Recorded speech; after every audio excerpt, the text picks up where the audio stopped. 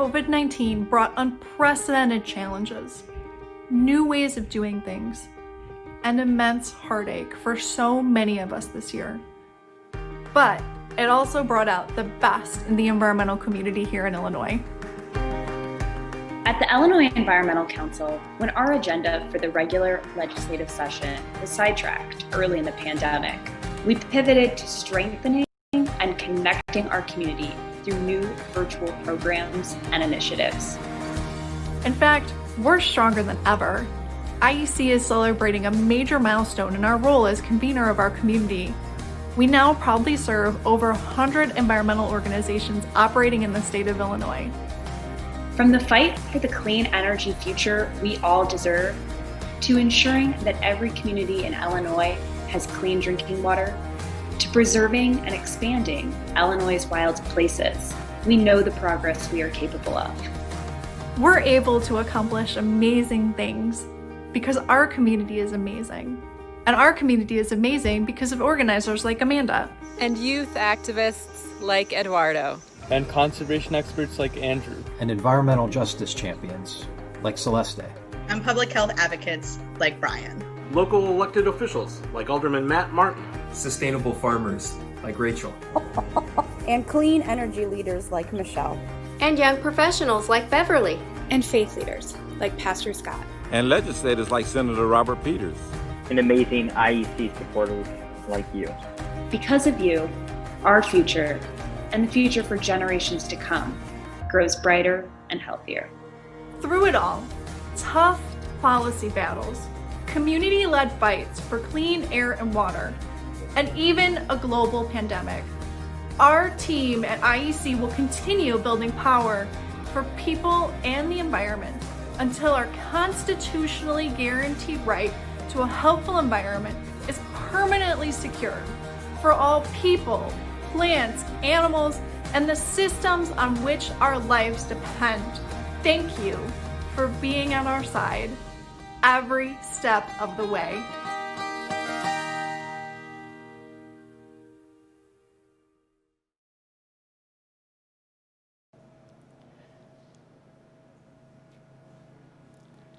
I want to thank everyone so much for attending our event tonight. It's definitely sad to not be together in person, and this is definitely a different format. Our goal is to keep your screen time short tonight. For me, this is the longest I've been away from my dog Sally since March. I know she's fine, but I'm a mess, so let's get to it. In all seriousness, the events from this year have been difficult for all of us. Grief, anger, fear, disappointment, anxiety. For me personally, I struggled with feeling useless. I'm used to being a problem solver in our community, and after the pandemic hit, the best thing to do was stay home. Our robust legislative agenda was toast. Our advocacy needed to be put on hold to give government space to tackle urgent issues. And at IEC, we let staff know that their lives and families were more important than our work. We rested, we stayed at home, but we began to assist where we could on urgent issues as they arose, like providing support to those fighting utility shutoffs, both electric and water, and advocating for water to be reconnected for all residents. But still, during this time, the Hilco demolition covered Chicago's little village in a cloud of dust, despite warnings from residents that this would happen. And a facility with polluting diesel trucks might replace the polluting coal plants the community worked so hard to close. And one government entity after another has approved permits to move the air pollution of General Iron from Lincoln Park to the southeast side of Chicago. Permitting in Illinois doesn't consider cumulative impacts or previous violations by bad operators as it should. Environmental racism isn't limited to Chicago. And tonight, I want to tell you about Centerville, Illinois, a mostly African-American community just outside of East St. Louis. Yesterday, I spoke with Nicole and Kalila, the attorneys representing Centerville residents in a pending lawsuit. Local resident Walter Bird had met with Nicole about a billing issue. He complained that it was unfair he had to pay a sewage bill when the sewage wasn't leaving his home, like it does for all of us. It would frequently collect in his yard and back up into his home. Nicole went to visit and saw actual sewage right there in his yard. And it wasn't just Walter's yard. The nearby pump stations are barely functional, and the whole neighborhood suffers from flooding and sewage backups after any given rain event. This is in Illinois. This purposeful disinvestment in infrastructure has caused unsafe living conditions and potentially compromised the drinking water of an entire community. I'm outraged. We all should be. Racism is a public health crisis, and it is on display in our state, across our state, urban and rural. This year, we grieved over the death of George Floyd, Ahmaud Arbery, Tony McDade, Breonna Taylor, and so many more, too many more. We witnessed the public health and economic impacts of COVID-19 hit Black and Brown communities the hardest, as uprisings for justice marched day after day and night after night. And our movement said Black Lives Matter, making many commitments to racial justice and equity within our work. But those commitments need to be more than just words. They're more than just words for us at IEC as we continue to strive to do better by the Black, Brown, and Indigenous communities who suffer most from environmental racism, pollution, and the climate crisis. When you see us falter, and we will, I ask you to please hold us accountable. There is no meaningful action on our environment and our climate without racial justice. But these crises have highlighted an important truth. The only way that we can have a strong economy is by protecting our communities, workers, and the environment. For too long, environmentalists have been accused of supporting job-killing regulations. Well, we are now living through a time where a poorly managed public health disaster at the federal level is destroying our economy. When corporations pollute, when communities don't have a voice, when workers are treated as expendable, local economies are left vulnerable, and low-income communities suffer dire consequences. Well, we have no idea what 2021 holds. I do know. I know that by the time next year concludes, we will have passed the Clean Energy Jobs Act, and we'll be on our way to implementing 100% renewable energy, removing carbon from our power sector, electrifying our transportation sector, and beginning robust new job training and community wealth building programs. This legislation, created through a community listening process, is the articulation of the environmental community's vision for our country's future. The number of people who have embraced the outdoors has been a bright spot in this darkness. Folks have flocked to Illinois state parks and natural areas. Illinois is beautiful, and that's one reason we work so hard to protect it. If you're feeling the heaviness of everything going on, this is your sign from me tonight, not right now, but go outside. Find a moment of awe in Illinois' natural areas. Breathe and be present. And then when you get home, write your lawmakers to make sure they fully fund conservation at every level after you see the severe infrastructure needs in our parks firsthand. Let's also make sure that conservation robustly embraces a vision of racial equity, where everyone can feel safe to be outside, where everyone can access conservation jobs, and can have conservation areas in their communities. Our community was the most important source of hope for me this year. I'm so grateful to our staff at IEC. Through it all, they have shouldered their work, and they have done better than ever. I'm thankful to our board, our over 100 affiliated member organizations, our Young Professionals Board, our sponsors and donors, and our growing number of individual supporters. Please know that we are all in it, fighting the tough fights, and we'll keep moving forward to create healthy environments and protect all people, plants, animals, and natural systems across Illinois. During these especially dark times, I hope that's a source of hope for you too. So tonight we put together a short program packed with memorable moments, and we're excited to share them with you. With that, it is my pleasure to introduce our amazing event chair, Karen May, whose leadership has been instrumental in bringing this event to reality for several years now.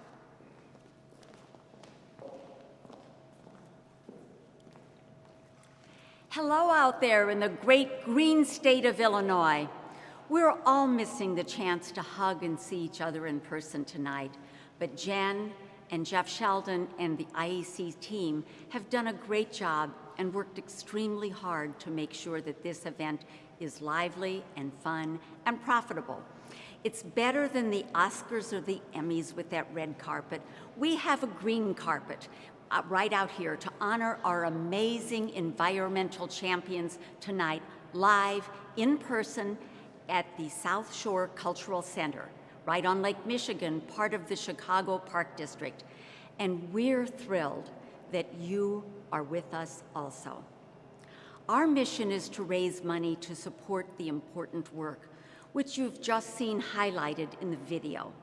May I start off tonight by thanking our sustainability benefactors: BNSF Railway, Foundation for Fair Contracting, Plumbers Local 130, State Senator Heather Staines, National Resources Defense Council, and Waste Management. We have dozens more of sponsors shown on the screen, so instead of applause like we normally give them, let's get busy and thank them by posting comments live. And sponsors, please say hi also. We want to hear from you. Next, please thank our Gala committee. I personally thank them: Lauren Rosenthal, Mike Tryon, Kelly Mazuski, Katie McFadden, Pastor Scott Onque, and Jessica Collingsworth. Did you know that we have a fabulous auction going on right now? It's been on for a couple days. Please visit our auction site, which includes vacation stays in Naples, Florida, as well as Lake Ozarks. Both of those are 6 nights. And many one-of-a-kind ICE items and experiences, like a hike in the woods with Jen and her dog, and great items by our public officials that you can't buy anywhere else. Go bid on them tonight. You'll have fun. The Illinois Environmental Council is a leading force in creating, supporting, and working on laws to protect our open space, clean water, clean air, green energy, and saving our planet from destruction. Our Green Caucus in the General Assembly is vital. Because I started our General Assembly Green Caucus years ago, it's my honor to salute our current Green Caucus chairs: Representative Robin Gable, Representative Grant Worley, Senator Omar Aquino, and Senator John Curran. Thank you. Thank you. Madam Speaker, I yield my time to President Stacey Paradis. Thank you, Karen. It's always fun to have Karen here. She's so passionate about this event, and I'm really glad that she can continue her public service in this way. So I echo her in saying, get on that auction, spend some money. I'm Stacey Paradis. I'm the board chair of the Illinois Environmental Council Education Fund. We are the C3 organization of the two of them, so we're here advocating every day. We're not necessarily the ones lobbying in the halls of Springfield, but we're the ones making sure that everyone, from every legislator, every alderman, every county commissioner, understands the impact of the environment that we have here in Illinois. The Educations Fund mission is to ensure a healthful environment for all Illinoisans through education, communication, and collaboration. You'll see a lot of that work highlighted in tonight's program. And just take a minute, if you would, and review all the members of the IECEF board. These are folks that are working tirelessly to support this organization, and they're all leaders in their community, and I'm so proud to know all of them. So second of all, I know Jen already spoke to this a little bit, but please join me in recognizing the IEC staff. Jen, Jeff, everyone else have done an amazing job on putting all this together. We can't be together tonight, but we can recognize them on Twitter. That's something that I'll do later, so I hope you guys will do that as well as, again, spend some money on that auction. I hope the board and the staff will post that greeting. And thank you to all of you tonight. I'm sad to not see you, but let me turn it over to Ann McKibbin.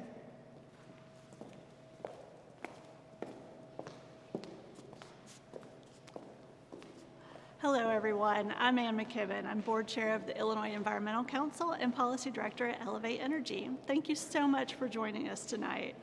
Your support for the Illinois Environmental Council really means a lot to us, and your support is critical for IEC's work to advance public policies that create healthy environments across Illinois. I want to recognize the contributions of the IEC Board of Directors. Thank you especially to those who helped organize tonight's event and to the whole board for your wise counsel for the organization throughout the year. I also want to recognize and welcome the many elected officials who've joined us this evening. It's always so gratifying to see the broad range of support for IEC from our elected officials, and we thank you all for that. Since we can't really see you in person, we'd love for you to post a greeting in the chat area. So everybody please take a look at the chat to see who we have with us tonight. Now this year, of course, we've all been trying a whole lot of new things, like tonight. And just this past Monday, IEC published its first Lifetime Environmental Scorecard. We're really proud to create this valuable tool to educate voters, which shows each sitting legislator's environmental record over their entire legislative career. We are happy to be able to uplift so many environmental champions, some of whom are with us tonight. So check out that chat and say hello. I hope you enjoy the evening, and now I have the honor of introducing Olga Bautista from the Alliance for the Great Lakes to recognize the first of tonight's award recipients. Our first award, the Legislative Leadership Award, goes to Senator Robert Peters. Senator Robert Peters is a new Democratic lawmaker from the Hyde Park neighborhood. In just a year, he has distinguished himself as a champion of environmental and social justice issues. Last year, as a new lawmaker, he took on powerful industry and manufacturing interests working to criminalize environmental protesters as part of a national effort to quell the protests against dirty fossil fuel pipeline expansions. This bill would have had an outsized impact on Black and brown communities where individuals tend to receive harsher criminal penalties. He also introduced a bill to require lead testing at all parks to ensure that public drinking water sources are safe. As a sponsor of the Clean Energy Jobs Act, he has been a fierce proponent for addressing climate change and has strongly advocated for equity provisions within the bill that will build wealth and access to jobs in all communities. In our community, Senator Peters was the first legislator to say no to General Iron and call out the governor, mayor, IEPA, and other leaders for their failure to protect the community. He is also being recognized by IEC for his work to end cash bail and address other criminal justice priorities, which are barriers to our work for a sustainable environment. Thank you for your work, Senator Peters, and I am pleased to present you with this Legislative Leadership Award. Thank you, Olga. Thank you, IEC. You know, when I think about my life and where we're at right now, I think about the fact that I was born in 1985. The world that we're living in now has been impacted by so much crisis and so much pain, and it feels like we've been seeing this over and over again. So the fight when it comes to investment in our community, the fight that it comes to investment into people is essential for us for the future. And so I think about John Maynard Keynes' line, you know, in the long run, we're all dead. And when it comes to climate change, that's a very real thing. And so the fight before us is to protect our present, to give us our future. And that's something that IEC and Olga and so many people are doing. So again, thank you so much, and we'll keep fighting to get CEJA done.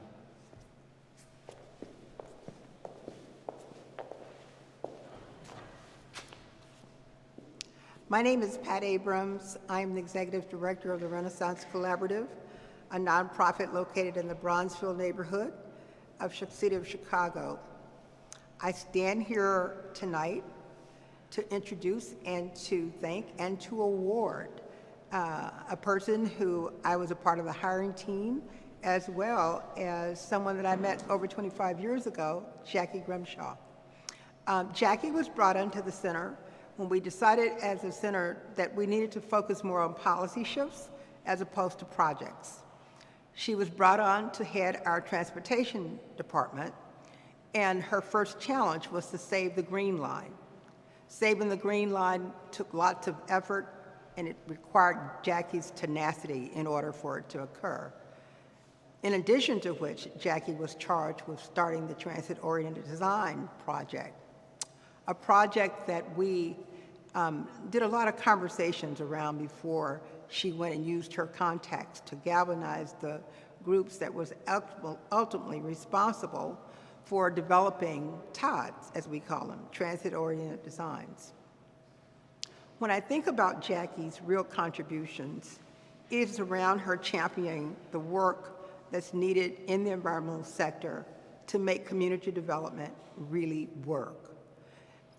The Green Line, for instance, saving the Green Line enabled lots of people to get back and forth to work. The transit-oriented design, which was really a quite simply old idea, was one that said amenities and services need to be found at transit hubs in order to make them more accessible and viable uses in the community. And it's also addressed the security need that a lot of people focused on when they're talking about public transit and their lack or not using public transit as a mode of transportation. So Jacky has always been a strong advocate for the people and for the community. So whether you're talking about bicycles, you're talking about scooters, you're talking about Jacky presenting the community voice. What I can say about Jacky is that the center would not be where it is today if it was not for strong advocacy and tenacity of a Jacky Grimshaw. So we all benefit from Jacky's hard work. And so it is with pleasure that I give this community award to Jacky Grimshaw, Vice President of Public Affairs for the Center for Neighborhood Technology. Thank you. I humbly accept this Community Champion Award with appreciation and with a bit of regret.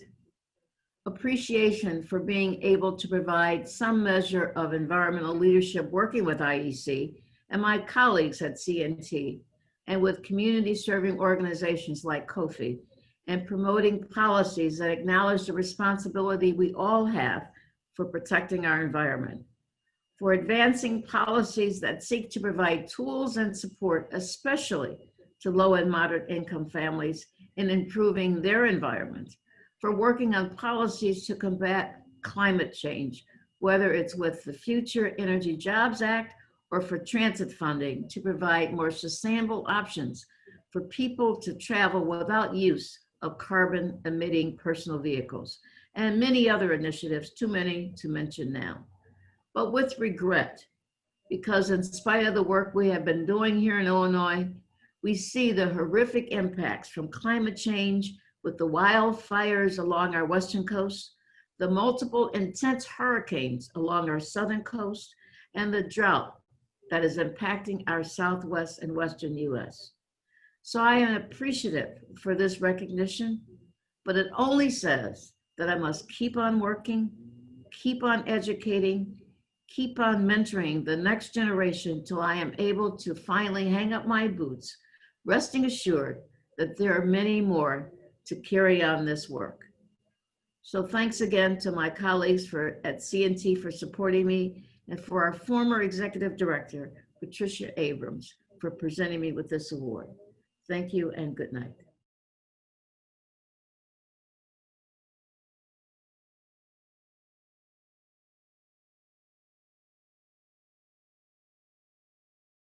Hello, everyone. I'm Chicago Mayor Lori Lightfoot, and it's my honor to welcome you all to this year's virtual Illinois Environmental Council Gala.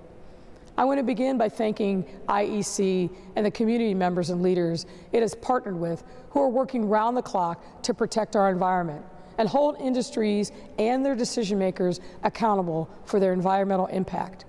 Everyone deserves to breathe clean air and have access to clean drinking water, which is a key part of our city's equity and inclusion efforts.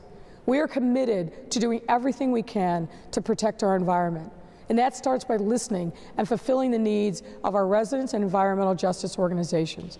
By doing so, we can effectively advocate for the funding and policies we need to create a clean environment for all to enjoy.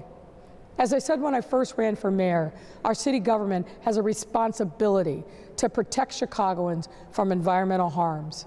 That's why our city council unanimously passed a resolution supporting the Clean Energy Jobs Act last year, and why we welcome Angela Tovar as our new Chief Sustainability Officer to help the city advance its environmental and climate goals. Most recently, we also launched the lead service line replacement program to provide a variety of resources to residents who wish to replace their lead service lines and expand lead testing, helping residents do what they can for their health and the health of those they care about. As the COVID-19 crisis has shown us, our environment has a direct impact on our individual health and wellness. This is especially true for communities of color who have been disproportionately impacted by this pandemic.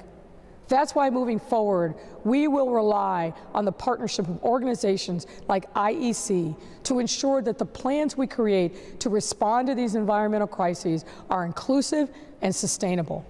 Thank you for your continued collaboration, and please continue to be safe.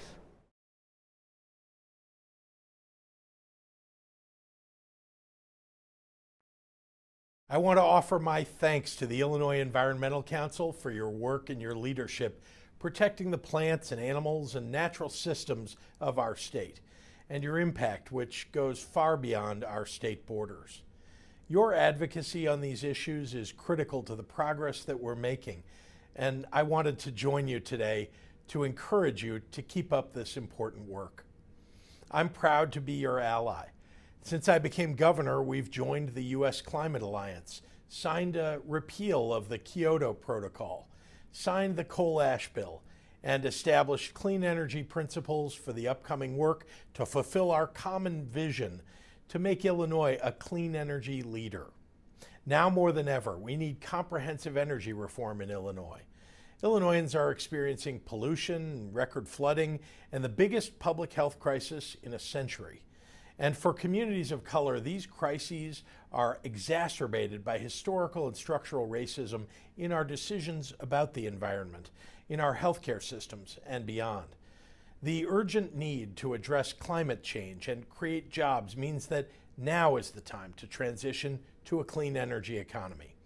That's why we need to put consumers and climate first, and we must make equity a priority in that effort. As we transition away from fossil fuels and toward clean energy, we need to ensure that equity is at the core of our plans. My administration is committed to working with you to make Illinois a national leader on climate action. Thank you, and enjoy the rest of the gala.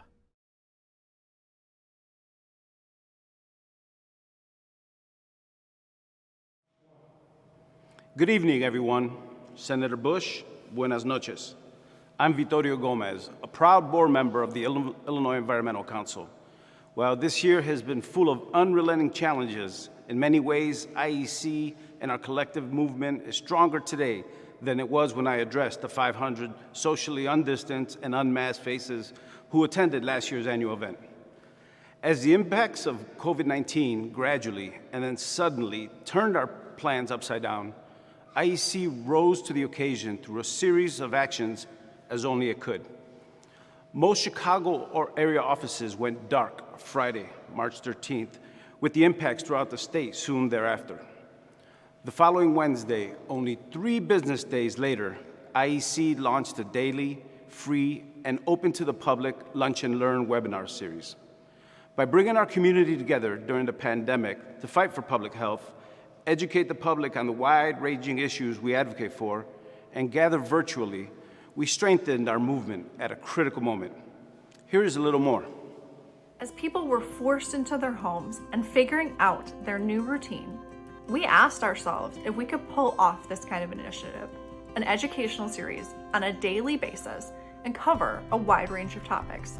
We knew there was so much that we could learn from each other, and the opportunities to build a stronger movement that would result from the activity. On a very tight timeline, we gave it a shot. Welcome everybody to our Lunch and Learn program today, where we'll be talking with community experts and policy experts and overall amazing folks about water quality issues here in Illinois. This has been an important role for IEC to play as we ensure that the environment community continues to stay connected during these really difficult times. And so COVID-19 may mean that we may not be able to meet in person, but it doesn't mean that we can't continue to build a strong, powerful environmental movement. Over the course of 44 events, we covered issues ranging from building green, to open spaces, to sustainability, to our broken food system, and beyond. Thank you for hosting the town hall. This has been fantastic and great hearing so many ideas. So I think it makes sense now to start figuring out from a legislative perspective where those funds are going to come from and how that's going to roll out. I think in the food system in particular, it is the one space that I think that we have to come clean and really have these kind of deep conversations around. Lunch and Learns were a quick success and popular with all ages. We might be joined here by my daughter. This is Harper. Hi, everybody.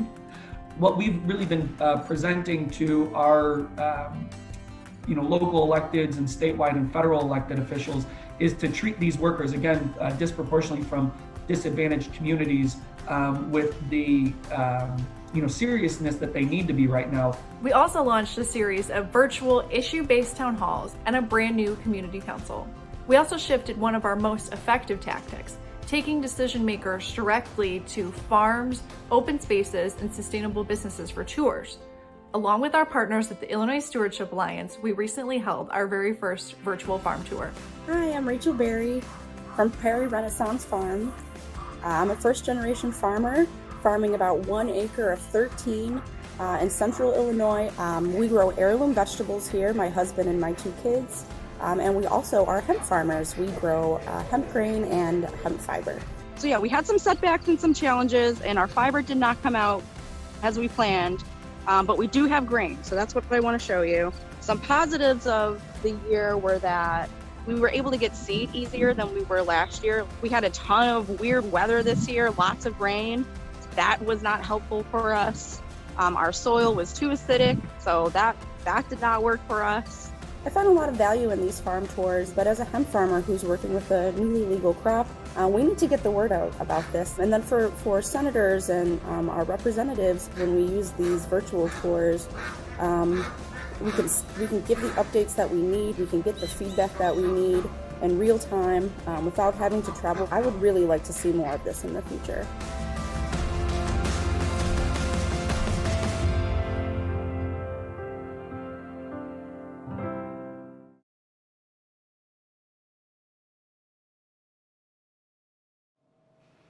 During this time of national political turmoil and uncertain economic terrain, IEC needs your support to be able to use every tactic in our playbook to amplify our voice.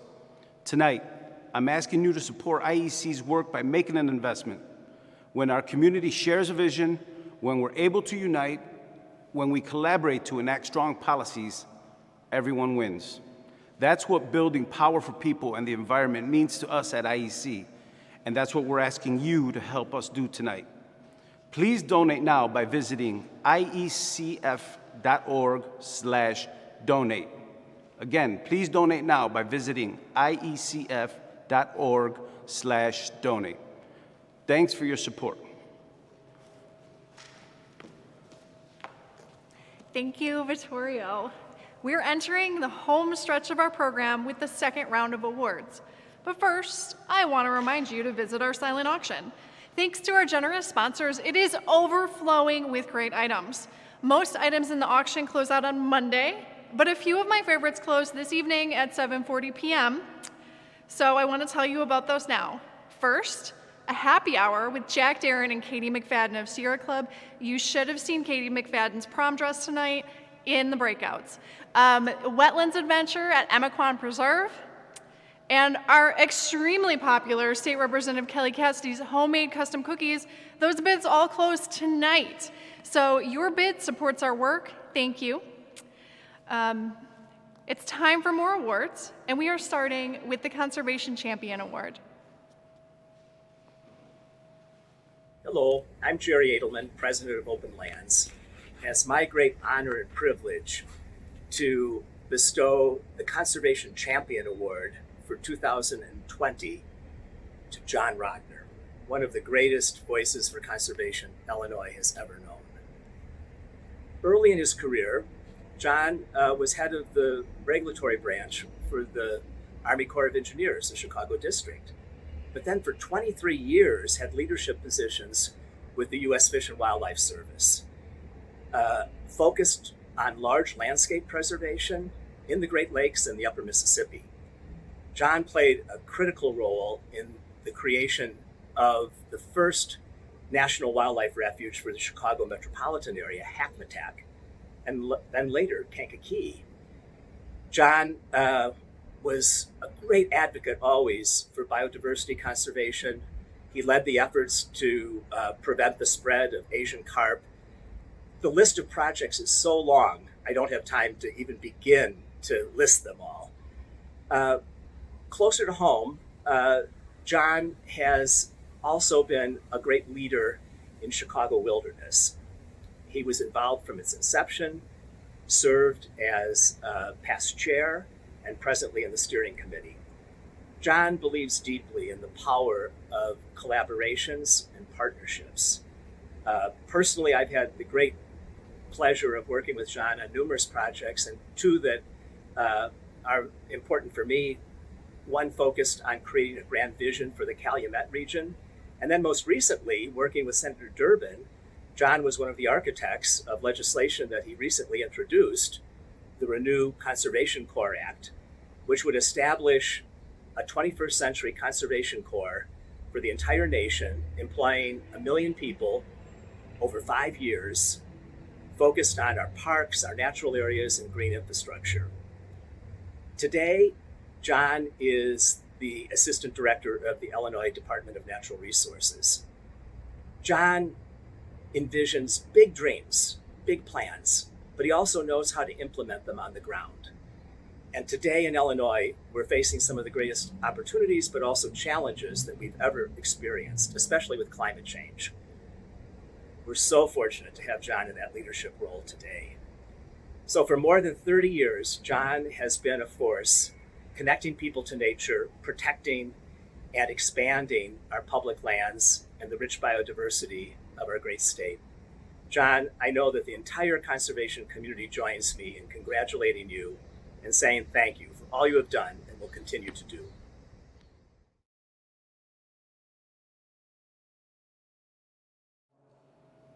Well, good evening, everybody. It's a great pleasure to be with you tonight. Even though I can't see you, I know you're out there, and I want to just acknowledge my great appreciation for this recognition that I'm receiving here. You know, for those of us who are in this conservation business, who conserve life on this wonderful planet, it's a passion and it's a calling, and the rewards come in what we see on the landscape. But it is greatly rewarding to see recognition from your peers and partners, the people that you're out on the back 40 doing the work with, rolling up your sleeves with, and getting the work done. And that's how conservation gets done these days. I spent my career in government. It's a great calling, working for the people. But bureaucracy can be a beast, I'll be honest with you, and it can consume you. And the way you tame that beast is by reaching out to partners and the public and the people and engage them in the work of state government. And that's what I've tried to do during my career. And I think we've been very successful in Illinois in that regard. And I put a lot of the credit back on many of you out there today. I want to just say a couple of words that make me highly hopeful and optimistic about the state of conservation these days. Illinois DNR is in a very good place. And one of the things that the pandemic, as tragic as it is, has done for us is shone a light on people's true values. Our state parks are overflowing these days. Our camping revenues are higher than they were last year, and we had 2 months cut off of our season. Fishing license revenues are up 15%. People are going out into the outdoors, into the nature with their families, and rediscovering how to interact with it, and that makes me very hopeful. On the federal level, really exciting news, as you probably know, the Congress passed and the President signed the bill that permanently authorizes and funds the Land and Water Conservation Fund. It's the biggest piece of legislation, federal legislation, in the last 50 years, and it'll mean big increases in revenue for land acquisition and development for Illinois, for the Illinois IDNR, and for our partner open space agencies. And then there's the Recovering America's Wildlife Act, which is passed out of the U.S. House over to the Senate. It's on pause while we go through the election season, but there's a big, powerful coalition behind it, and every reason to think that because it has bipartisan support, it'll sail through later this season or perhaps under the next administration. And that will provide fish and wildlife agencies with big chunks of funding to do not what we used to call non-game wildlife conservation. Now we refer to it as species in greatest need of conservation. Let's get them back to a condition of health before they have to go on the list of endangered and threatened species. And then I'll just close with an event that happened yesterday. 4 state agencies, Illinois DNR, Illinois Department of Transportation, Illinois Department of Agriculture, and Illinois EPA, they all co-signed the State Monarch Action Plan, a plan that's been 4 years in the making with dozens and dozens of partners from all sectors coming together and working on it. It's going to put 115 million stems of milkweed on the landscape in the coming years and put pollinator gardens on agricultural land and public land and urban vacant lots and people's backyards, and help recover monarchs, and also do a good bit of work for pollinators in general. So many, many reasons to be very excited and be very optimistic. Conservation is in a good place right now, and I look forward to working with all of you out on the landscape. Thank you very much.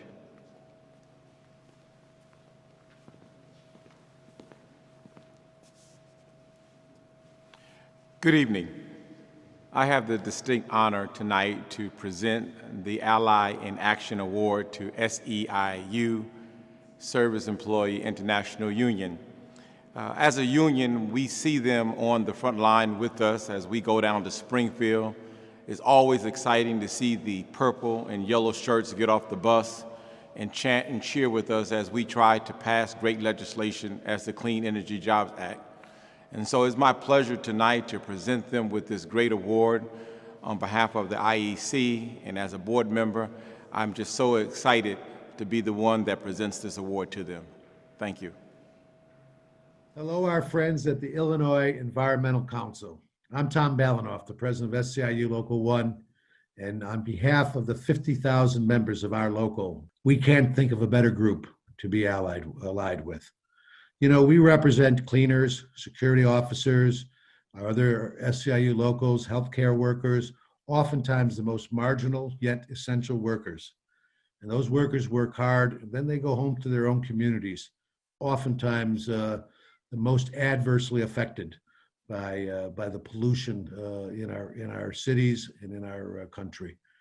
They work hard. We understand that SEIU at Local 1, that we can't have economic justice, which is what we fight for every day, unless we have both racial justice and environmental justice. Your fight is our fight. We look forward to moving ahead together to not only bring justice for everybody, but to save this world for our children. Thank you for this award, and I'm really sorry we can't be there with you, but we're always there in spirit. Thank you very much.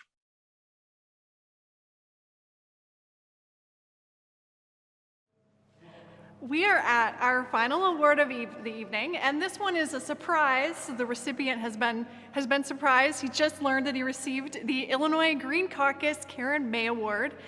Here to present the award is Robin Gable. Hi, I'm State Representative Robin Gable, Chair of the Illinois Legislative Green Caucus. Each year, we give an award to an advocate from the environmental community who has done excellent work.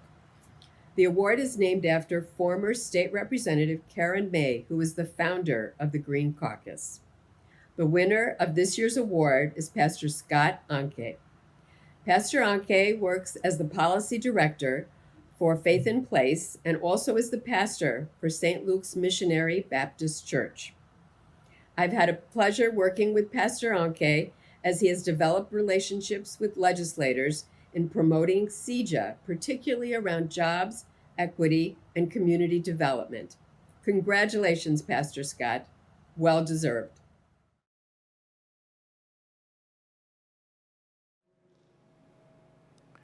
Wow, what a surprise. Thank you to our Executive Director Jen Walling, Colleen Smith, all of the staff of IEC. Thank you to all of the people that work with me in the clean energy jobs arena. We thank you for recognizing the work. Thank you, Representative Robin Gable, for those very kind remarks that I just got a glimpse of. And this is a total surprise and a total shock to me this evening.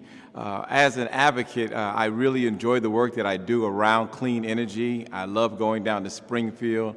I love making relations or fostering relationships with the legislators, and that has been a great work since I came on board with Faith in Place as their policy director, now going on 2 years. And so I really am elated and super surprised that I would be chosen for this great award. And I hope to continue to do the great work around clean energy. And my goal is to make sure that we get the Clean Energy Jobs Act passed. And so I'm going to continue to work with legislators so that they will vote yes and move that legislation over the finish line before 2021. So again, thank you so much, IEC. Thank you to all the people, again, that work with me around clean energy. And I really, really appreciate this award. And I will hold it dear at my home since we're not in our offices. Thank you. It's wonderful, always wonderful to surprise someone with that award. So thanks to our Green Caucus for honoring our advocates. Thank you for joining us. It has been a great night for IEC. We really appreciate your support. Make an impact tonight. Please donate. Please visit our silent auction before it closes shortly for some of those four items we talked about earlier.